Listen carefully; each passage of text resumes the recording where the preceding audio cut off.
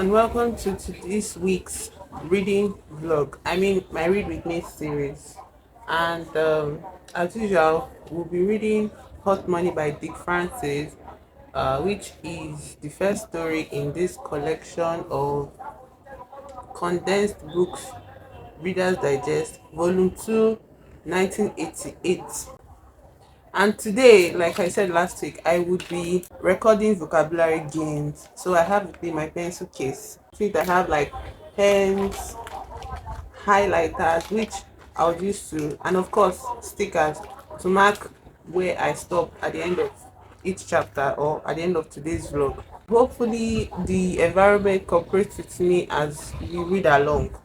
Maybe the next 5 chapters will do like another review, but I hope it would be much comprehensive than what I did last time. Looking back on it, it felt a bit scanty, like it wasn't really how do you call it, coherent or articulate. It was just like me just spitballing, which it doesn't have a problem, but I feel like I just want to do it. Maybe for some people that would want such kinds of reviews.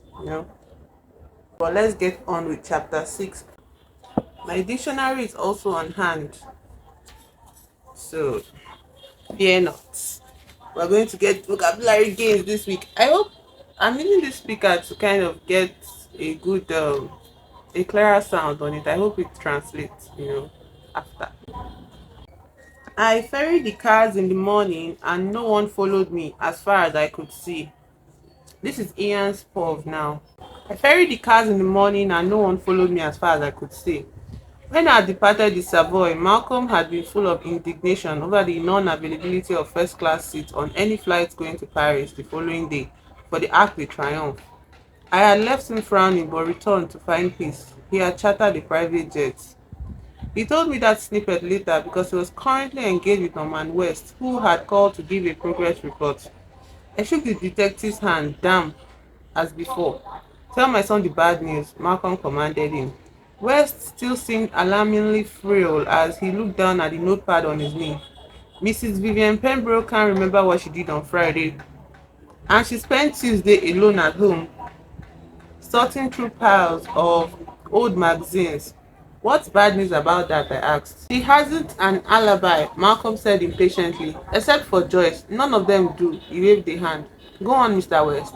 I called on Mrs. Berenice Pembroke next, West Side. She found me unwelcome. Was Thomas there when you called? I asked. No, sir, he wasn't. Mrs. Pembroke said he was at work. I telephoned his office and was told that Mr. Pembroke left the firm several weeks ago. They know nothing of his present whereabouts. When I telephoned Mrs. Pembroke again to ask where her husband worked now, she told me to drop dead. Thomas, I thought, had worked for the same firm of biscuit makers from the day he had finished a course in bookkeeping. His promotions within the firm had been minor, and at 40, he could see, I suppose, that he would never be boardroom material. How bleak to have to face his midlife limitations with Berenice, cramming them down his throat at every turn. Poor old Thomas. Mrs. Joyce Pembroke, West went on, is the only one who is definite about her movements, although she didn't like me snooping. On each relevant day, she was playing bridge, and yesterday I called on Mrs. Alicia Pembroke, then later on Mrs. Ursula Pembroke. West's face showed no joy over the encounters. Mrs. Alicia Pembroke told me to mind my own business, and Mrs. Ursula Pembroke wouldn't speak to me. Did you get any impression, I asked, that the police had been there before you asking the same questions? None at all. I told you, Malcolm said. They didn't believe I was attacked. They thought I just staged the whole thing. Did you happen to have their telephone number with you? Yes, I do, he said, but it's like talking to a steel door. I dialed the number all the same and asked for the superintendent. A voice came on the line, plain and impersonal. Can I help you, sir? About the attempted murder of Mr. Malcolm Pembroke. Who are you, sir? His son, Ian. I want to find out how the investigation is going. There was a brief rustling of paper. Then the superintendent said, it isn't our custom to discuss that, but I can tell you, sir, that investigations into the alleged attack are being conducted. Alleged, I said. That's right, sir. We can find no evidence at all that there was another party involved. I don't believe it.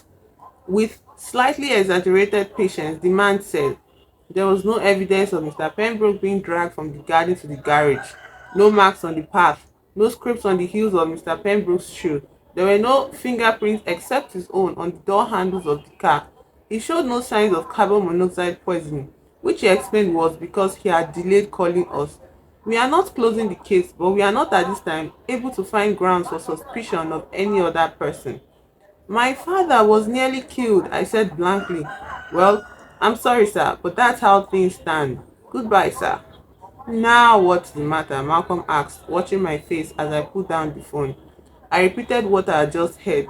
Impossible, Malcolm said explosively. No, clever, I thought for a moment. Which door did you go out of with the dogs? The kitchen door, like I always do. The kitchen door is about 5 steps along the way from the rear door into the garage. You told me that you set off down the garden with the dogs. You told the police the same thing? Yes, of course I did. But you can't really remember actually going. You remember that you meant to. Isn't that what you told me? He frowned. I suppose it is. So what if you never made it to the garden but were knocked out right there by the kitchen door and carried to the garage? His mouth opened.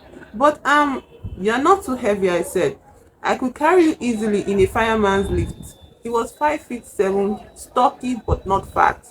In a fireman's lift, I continued, you sling the person you want to carry over your left shoulder with his head hanging down your back. Then you grasp his knees with your left arm and hold his right wrist in your own right hand to stop him from slipping off. And the fingerprint, Norman West asked, if you are holding someone's wrist, you can put his hand easily onto a car door handle. Particularly, I said, if you've opened the doors yourself first with gloves on. You should have been an assassin, Malcolm said. I went on. So now you have Malcolm slumped in the back seat. Next, you switch on the engine and leave the doors open so that all the nice fumes pour into the car quickly. And when I woke up, Malcolm said gloomily, I put my print all over the place, on the ignition key, everywhere. If it happened like that, West said, whoever attacked you knew that you would go out of the kitchen door at that time. Malcolm said bleakly, I always walk the dogs then. Done it all my life. At that time, routine. There was a short silence. Then I said, I wish I had known about this when that car nearly killed us at Newmarket. We really ought to have told the police. I was fed up with them, Malcolm said. I've spent hours and hours with the suspicious no good since Moira's death. I'm allergic to them. They give me a rash. You can't blame them, sir, West said. Frankly, you appear to have an extremely strong motive for killing your wife. He paused. Do you want me to continue with your family, sir, considering how little progress I've been able to make? Yes, Malcolm said heavily. Carry on. I'll get Joyce to tell them all to answer your questions. Norman West put his notepad into his jacket pocket. Before you go, I said, I thought you might like to know that I asked the telephone operator of the Cambridge Hotel if anyone had inquired whether a Mr. Pembroke was staying there last weekend. She said they had had 3 calls from Mr. Pembroke, 2 men and a woman, and she remembered because she thought it was odd that no one wanted to talk to him or leave a message. 3! Malcolm exclaimed. One would be Mr. West, I pointed out. To West I said, in view of that, could you tell us who asked you to find my father? West hesitated. I still don't positively know which Mrs. Pembroke it was. And even if I became sure during these investigations, well, no, sir, I don't think I could. The guy is a clown. I did warn you, sir, about a conflict of interest. He rose to his feet and said he would be in touch. When he had gone, Malcolm said, what did you think of him? No match for the female Pembrokes. Malcolm smiled with irony. Few are, he said. We flew to Paris in the morning in the utmost luxury and were met by a chauffeured limousine which took us to Longchamp, a flutter with flags. Malcolm's jet limousine package included an invitation from the French Jockey Club and passes to everywhere. He also had a lunch appointment with the co-owner of Blue Clancy, Mr. Ramsey Osborne. Ramsey Osborne turned out to be a very large 60-ish American who towered over Malcolm and took to him at once. They were cronies within 2 minutes. My son, Ian, Malcolm said eventually, introducing me. Glad to know you. Osborne shook my hand vigorously. The one who arranged the sale, right? His eyes were light grey and direct. Tell you the truth, there's a coat and a filly I want to buy, and this way Blue Clancy will finance them very nicely. But if Blue Clancy wins the arc, I said, no regret, son, he laughed. I left them and confident enough that no assassin would penetrate past the eagle-eyed doorkeepers of the upper citadel of the French Jockey Club, went down myself to ground level. I loved the noise, the movement, the gesticulation, the extravagance of ground level French racing. I wandered around, greeting a few people, watching the first race from the trainer's stand. Wondering some more, I began to feel finally, without any horse to saddle, purposeless. It was odd. Racing wasn't my playground, it was my work. Without work, it felt hollow. I returned to Malcolm's Airy. Okay, first word. I returned I returned to Malcolm's Airy and found him blossoming in his new role as racehorse owner. He was referring to Le Prix de l'Arc de Triomphe as the Arc and discussing Blue Clancy's future with Ramsey Osborne, as if he knew what he was talking about. We're thinking of the Breeders' Cup, he said to me, and I interpreted the glint in his eyes as a frantic question. If he runs well today, Osborne put in, qualifying it. It's a long way to California, I said, agreeing with him. To the World Championships, one might say. Malcolm was grateful for the information and far from dismayed by it. Pretty well the opposite, I saw. Lunch seemed to be continuing all afternoon with tidy circles of Chateaubriand appearing in the way French lunches do. According to the menu, I had, through my absence, missed the écrevasses, the consommé, the crêpe de volaille, the salad verte, and the sorbet. Just as well, I thought. Even amateur jockeys had to live by the scales. Ramsey Osborne and Malcolm watched the races on television. No one was in a hurry. The arc was scheduled for 5 o'clock and digestion could proceed until 4:30. Ramsey told us he came from Stamford, Connecticut and had made his money by selling sports clothes. Jogging suits by the million, he said expansively. Exercise is big business. He radiated goodwill and listened with kind condescension as Malcolm said that he himself dealt modestly in currency and metal. Ramsey wasn't grasping Malcolm's meaning, I thought. But then, for all his occasional flamboyance, Malcolm never drew general attention to his wealth. I wondered whether that would change now that he had tasted prodigality. In due course, the three of us went down to the saddling boxes and met both Blue Clancy and his trainer. Blue Clancy looked aristocratic, his trainer more so. The man had already trained 6 classic winners and made it look easy. He thanked me for fixing the sale and assured me that the 2 million guinea yearling was now settled snugly in a prime box in his yard. We followed him into the parade ring and were joined by his English jockey, who was wearing Ramsey's white, green, and crimson colors. Malcolm was taken with alacrity, that word again, to his first taste of big-time ownership.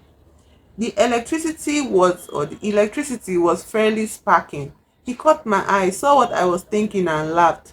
I used to think you a fool to choose racing, he said. Couldn't understand what you saw in it. It's better still when you ride. Yes, I saw that at Sandown, and about time, I suppose. Ramsey and the trainer claimed Malcolm's attention to discuss tactics with the jockey, and I thought of the summer holidays of my childhood when Gervais, Ferdinand and I had all learned to ride. Then Gervais and Ferdinand had been whisked away by Alicia, and in the lonely vacuum afterward, I had ridden almost every possible morning, not realizing that it was a pastime that would beckon me for life. Blue Clancy went out to the parade and we moved to the owners and trainers stand, which was near the core of things and buzzing with other groups locked in identical tensions. What chance has he got? Malcolm demanded of me, seriously. His eyes searched my face as if for truth, and which wasn't what I thought he wanted to hear. So I said, he's got a good chance of being placed. Anything can happen. He could win. Malcolm nodded, wanting to believe me. He lifted my binoculars to his eyes with hands that were actually trembling. Well and truly hooked, I thought, and felt fond of him. The horses circled at the gate and were finally fed into the slot. The gate crashed open, the thundering rainbow poured out, and 26 of Europe's best thoroughbreds, trained to be the fastest, strongest, bravest, over 1.5 miles of grass. I could see Ramsey Osborn's colours on the rail, halfway back in the field, the horse moving easily. In the act, the essentials were simple: to be in the first 10 coming around the last, long right hand bend, not to swing too wide into the straight, to pile on the pressure and head for home. Clancy came into the finishing straight in a bunch of flying horses, lying sixth. Malcolm shouted explosively, "Come on!" as if the air had backed up in his lungs from not breathing. He pulled down the binoculars and yelled louder, involved, rapt, living through his eyes. Blue Clancy was doing his bit, I thought. In fact, he was hanging on to fifth place, going faster, fourth, but two of the horses already in front suddenly came on faster than Blue Clancy and drew away from the field. The finish the crowd watched was a humdinger that only a photograph could decide. The finish Malcolm, Ramsey, the trainer and I watched was two lengths farther back, where Blue Clancy and his jockey, never giving up, were fighting to the very end, flashing across the line absolutely level with their nearest rival. Only the horse's nose in front taking his place on the nod. On the nod, the trainer said, echoing my thought. Malcolm was high with excitement, flushed, his eyes blazing. "Were we third?" he demanded. "Say we were third." "I think so," the trainer said. "There'll be a photograph." We hurried down to the unsaddling enclosure. "What does on the nod mean?" Malcolm asked me. A galloping horse pokes his head out forward with each stride in a sort of rhythm, I said. If two horses are as close as they were, and one horse's nose is forward when it passes the finish line, well, that's on the nod. Ramsey Osborn beamed when an announcement confirmed Blue Clancy's third place. There were congratulations all around, with television cameras, inquiring journalists, speeches, presentations. The four of us went for a celebratory drink. Champagne, of course. "Let's go for it," Ramsey said with hearty confidence. "The Breeders' Cup, all the way. Did you see the distance? 2 lengths behind the winner. That's world class and no kidding." The afternoon trickled away with the champagne, and Malcolm, almost as tired as his horse, sank euphorically into the limousine going back to the airport. He closed his eyes on the jet. "My first ever runner," he said sleepily. "Third in the act. Not bad, eh?" I watched him smile without opening his eyes. Malcolm was feeling caged in the Savoy after almost a week. On Sunday night, when we returned from Paris, he had hardly had the energy to undress. But by Monday morning, he was pacing the carpet with revitalized energy. "I'm going back to Quantum," he said. "I miss the dogs." I said with foreboding, "It would take the family half a day at most to find out you were there." "I can't help it. I can't hide forever. You can come and keep me safe there." He was adamant and began packing. I couldn't stop him. Just before we left, I telephoned Norman West. He told me that it was certain that Mrs. Deborah Pembroke, Ferdinand's wife, couldn't have been at the Newmarket sales, as on that day she had done a photo modeling session. "Right," I said. "What about Ferdinand himself?" Mr. Ferdinand was away from his office on both those days, working at home on that Friday. The next week he attended a course on insurance fraud. He says that after registration on Monday, they kept no record of attendance. I checked there, but no one remembers. They all have strangers to each other. I sighed. "Well, my father and I are going back to Quantum. Report to us there, will you?" Although he didn't think us wise, he said he would. I drove us down to Berkshire, stopping at Arthur Belbrook's house in the village to collect the dogs. The two full-grown Doberman pinschers greeted Malcolm like puppies, prancing around him as he played with their muzzles. Real love on both sides, I saw, uncomplicated by greed, envy, or rejection. Malcolm looked up and saw me watching him. "You should get a dog," he said. "You need something to love." He could really hit home, I thought. He bent back to his friends. He liked Dobermans for their muscular agility, for their exuberance. I'd been brought up with relays of them around me, but it wasn't the affection of dogs I wanted, and I'd never asked for one of my own. I thought of the afternoon he had led them out of the kitchen and been hit on the head. The dogs must have sensed someone. Though not that guard dogs, they still should have warned Malcolm. Do those two dogs bark when strangers call? I asked. Malcolm straightened, smiling. Yes, of course. Why? Did they bark a week ago last Friday when you set out to walk them? The smile died out of his face. With almost despair, he said, no, I don't think so. I don't remember. No, not especially. How many of the family do they know well? I said. Everyone's been to the house several times since Moira died, all except you. He shrugged with disillusion. Every possibility led back to the certainty we couldn't accept. Malcolm shuddered and said he would walk home through the village with the dogs. He would meet people he knew on the way. I told him to put the dogs in the car and get in. He wouldn't listen.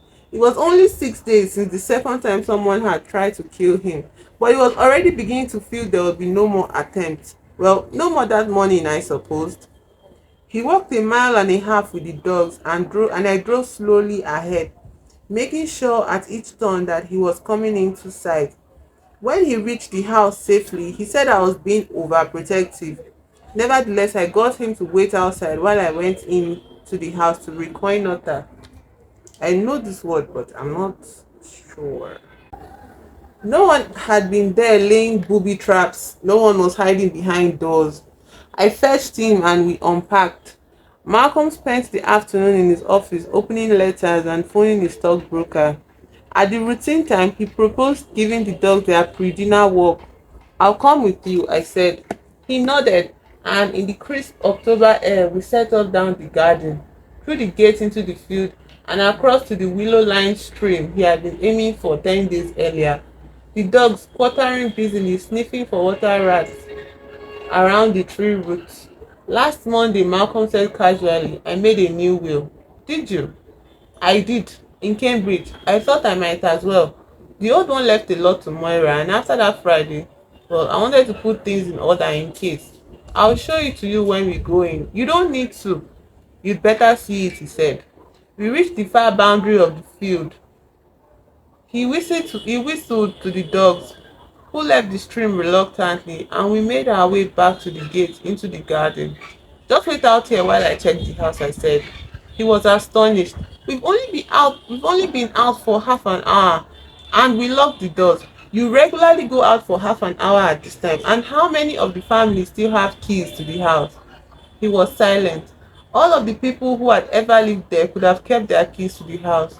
I let myself in and went all through the house again, but it was quiet and undisturbed. The doors I had set open at certain angles were still as I had left them.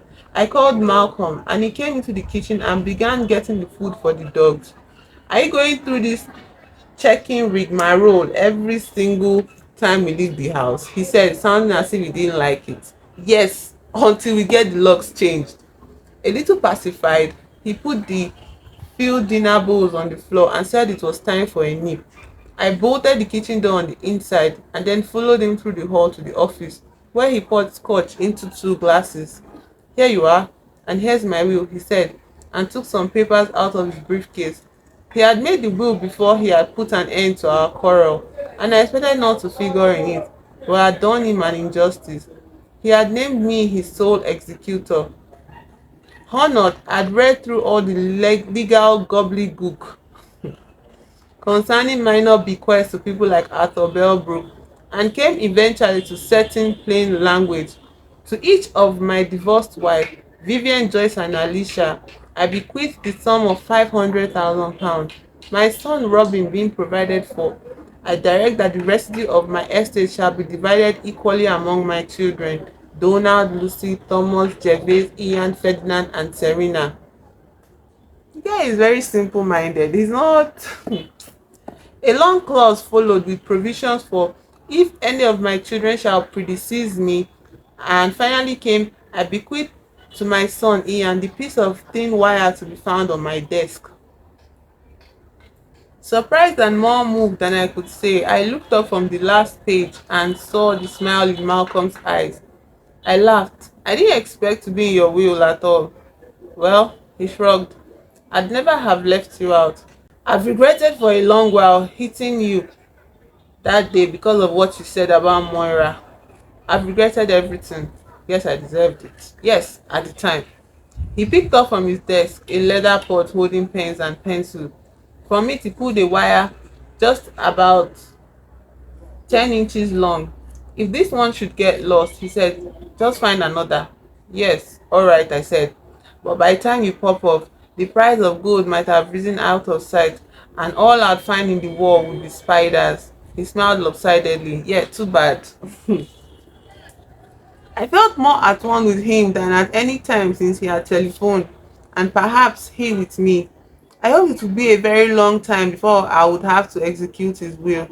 Gervais, I said, suggests that you distribute some of your money now to reduce estate tax. Does he? And what do you think? I think that giving it to the family instead of to scholarships and film companies and so on might save your life. The blue eyes opened wide. That's immoral, pragmatic. I'll think about it. We spent the next 2 days uneventfully at Quantum. Norman West's latest written report had been as inconclusive as his first. It was a pitiful summary of everyone's activities.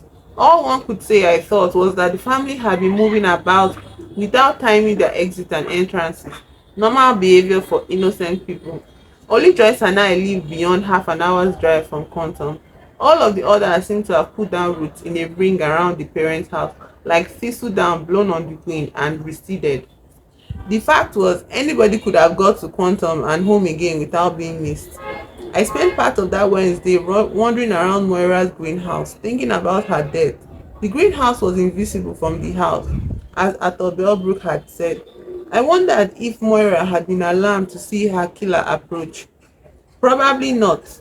Quite likely she had herself arranged the meeting, stating time and place. Malcolm had once mentioned that she didn't like casual callers. Perhaps there had been a quarrel, perhaps a request denied, perhaps an opportunity seized. Malcolm spent the day reading the Financial Times and making phone calls. Although making calls out, neither of us was keen to answer incoming calls since that morning. When Malcolm was drenched by a shower of recriminations from Vivian, he had listened with wry pain and then given me a resume. One of her friends in the village told her we were here, so now the whole family will know, he said gloomily. She says Donald is bankrupt and Lucy is starving and Thomas got the sack. Those are her children. She said I should give them £20,000 each immediately. It wouldn't hurt, I said. I explained Donald's school fees crisis, Lucy's crumbling certainties, Thomas with Berenice chipping away at his foundations. He said their troubles lay in their own characters, that he had provided for us through our trust funds. The rest was up to us. He hadn't changed his mind. He had thought over Vivian's suggestion and the answer was no. He telephoned back to Vivian and to her fury told her so. I could hear her voice calling him wicked, cruel, petty and tyrannical. He took offense and finally slammed down the receiver. All Vivian had achieved was to make Malcolm dig in further. I hoped for many reasons he would be able to change his mind. On the dog's walk that afternoon, I reminded him that I was due to ride at Cheltenham the following day. I'd like to see you ride again, he said. What if the family comes too? I'll dress up as another chef. I didn't know that it was wise, but again he had his own way. The next day I looked around apprehensively all afternoon for brothers, sisters, mother and stepmothers, but saw none. Park Railings, my mount for the race, gave me a splendid ride and finished fourth, less tired than his jockey. I didn't realize he went so fast, Malcolm said going home. Such speed over those jumps, his interest seemed inexhaustible, about 30 miles an hour. I could buy a steeplechaser, he said, if you'd ride it. I can't specifically say the name, tell you the name, so steeplechaser, vocabulary game. You'd better not, it would be favoritism. We came to a hostelry he liked. Arthur Belbrook was taking the dogs home with him for the night. and waited lazily until dinner. We ate without hurrying, lingering over coffee, and went on home, sleepy from fresh air and French wine. I left Malcolm in the car and let myself into the kitchen and switched on the light. The door to the hall was closed as usual. I opened it, switched on the hall light and looked around. Everything seemed quiet and peaceful, but my skin began to crawl just the same. The door to the office and the door to the sitting room were not standing at the precise angles at which I had set them. With an effort, I stepped into the hall, listening. I felt nakedly vulnerable. The heavy front door, locked and bolted, had not been touched. I went over to the office and reached in with an arm, switched on the light, and pushed the already half open door wider. There was no one in there. The windows shone blackly like threat. Taking a deep breath, I repeated the procedure with the sitting room, the dining room, and the downstairs cloakroom. There was no one there. I went back to the hall and stood at the bottom of the stairs looking upward. It was stupid to be so afraid, I thought. It was home, the house I had been brought up in. I swallowed and went up the stairs. There was no one in the bedrooms, no one in the bathrooms. By the end, I was still as scared as I had been at the beginning, and I hadn't started on attics or small hiding places. Giving in, I switched off all the lights and went cravingly back to Malcolm. Cravingly. He started to get out of the car when he saw me coming. I waved him back and slid in beside him. "What's the matter?" he said. "Someone may be here." I explained about the dog. "What do you mean? You're imagining things." "No, someone has used their key. We can't stay here out. We can't stay out here all night," Malcolm protested. "It's the wind or something that moved the door. Let's go to bed." "No, we are not sleeping here. I'll lock the house and we'll go there and get a room somewhere else." He seemed to catch some of my own uneasiness because he made no demur. But when I was headed again for the kitchen, he called after me. "At least bring my briefcase from the office, will you?" I made it through the hall again with only a minor tremble in the guts and fetched his briefcase without incident. On the basis that it would be easiest to find a room in London, particularly at midnight for people without luggage, I drove there and on Malcolm's instructions pulled up to the Ritz. "We might be refugees," he said, "but we'll be staying in no camp." "Our name is Watson," I said impulsively at the desk. The Ritz batted no eyelids, gave us connecting rooms, and promised razors and toothbrushes. Malcolm was soon softly snoring. We went back to Berkshire in the morning, but we couldn't reach Quantum by car because the whole village, it seemed, was out and blocking the road. Cars and people were everywhere. "What on earth's going on?" Malcolm said. "Heaven knows." In the end, we finished the last bit of the journey on foot. We had to push through crowds until people recognized Malcolm and made way for him. And finally, we reached the entrance to the drive and literally rocked to a stop. In front of the house, there were ambulances, police cars, fire engines, and swarms of people in uniform moving about. Malcolm swayed with shock, and I felt unreal, disconnected from my feet. Our eyes told us, our brains couldn't believe. There was an immense gaping hole in the center of Quantum. The end of chapter 6. There's a picture here, and you can see Quantum in the back, completely razed to pieces by a fire. So this is Malcolm, and this has got to be Ian, but I don't think so. I think somebody's questioning him, but it might be Ian. He looks really young. Can you see? Wow. Okay, stuff is getting serious. Okay, we're going to be stopping at chapter 6 today because for some reason this chapter felt much longer to read, and I usually do two chapters in one video here, but I can't. Look at how many pages chapter 6 is just alone. One, two, three, four, five, six, seven. 7 pages for chapter 6 alone. And I feel exhausted and hungry. So I'm going to stop here today. We're not in any hurry. It's just like a story. We're not in any hurry. Let's pull out Webster's as we always do. Trusty Webster's dictionary. I used the dust. Oof.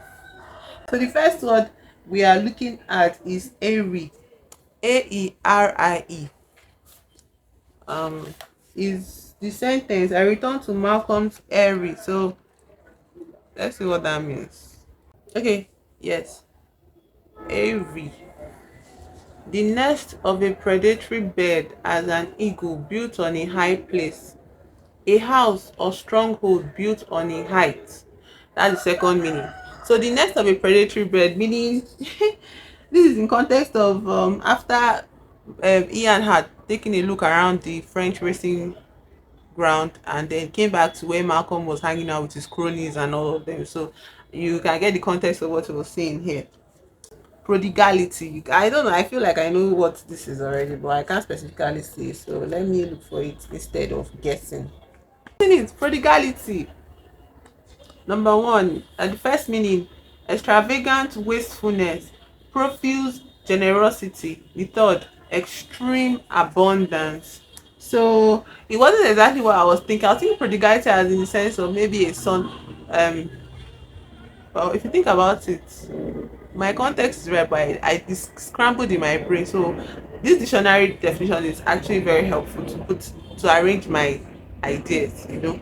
So I wondered whether that would change now that he had tasted prodigality. So how Malcolm has been spending money to provoke his family members, and yeah, he also recently came into millions of pounds. So all of that, it makes sense. This sentence, emphasis on extravagance and wastefulness. Reconnoiter. Nevertheless, I got him to wait outside while I went into the house to reconnoiter. Reconnoiter, to make a preliminary inspection of, to make sense, because that was what Ian did every time they got back from the outside. When they went to enter the house, he'd be like, okay, Malcolm, wait outside, let me go inspect the house before any of us get into it. Steeple chaser. I know this is something that might be very common, but because I've heard of it, this is not the first time I've heard of it, but I want to be specifically informed of what it means. There's a sad sound of clanging from the clock in the hall and the bells in the steeple too. Steeplechase, from the use of church steeples as goals. A horse race. A horse race across open country or over an obstacle course. Oh, a steeplechaser is someone that participates in a horse race across open country or over an obstacle course. So that's what Malcolm wanted to get for Ian, so that like he would have fun being at home, taking care of him or protecting him. So, and the final word in our vocabulary games today is cravenly. Craven. C as in Cravenly. I feel like the words are easily found in this dictionary because this book is also old. I mean, this is volume 1988. So obviously this dictionary would have words like this. I'm sure the vocabulary stuff and all. What are we looking for? Cravenly. Let's start with the word craven, because cravenly is an adverb. So craven by itself, marked by abject fear. Cowardly, a coward. So cravenly means cowardly. And what was the this was used to describe how Ian, you know, felt walking back to Malcolm the night he felt a strange sensation after inspecting the house. Like, giving in, I switched off all the lights and went cravenly back to Malcolm. By the end, I was still as scared I had been at the beginning. So when Malcolm, particular night before the end of this chapter, Ian went in to inspect the house, for danger or any trap or something of the sort. But when he went in, he was just feeling unusually scared, by everything and the way the house just felt.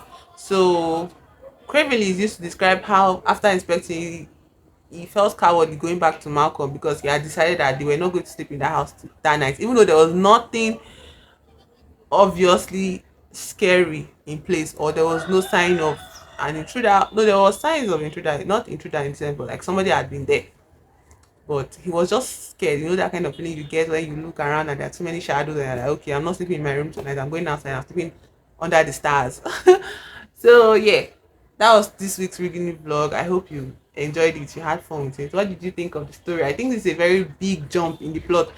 So far we've just been having conversation, and at some point in this chapter I was really bored. I was like, bro, enough with the horse race descriptions, get on with the plot. And so we've had a jump in the plot. Yay, chapter 6. So I'll see you next week on our, I think next week I'll try to do 2 chapters. I'll make sure I eat before that. I just make sure I'm okay to read 2 chapters. In case I meet a very long chapter, I didn't know the chapter would be as long as this. If I did, I wouldn't have even done it at this time. Maybe I'll wait, eat all of that before I do. So, yes. Bye bye.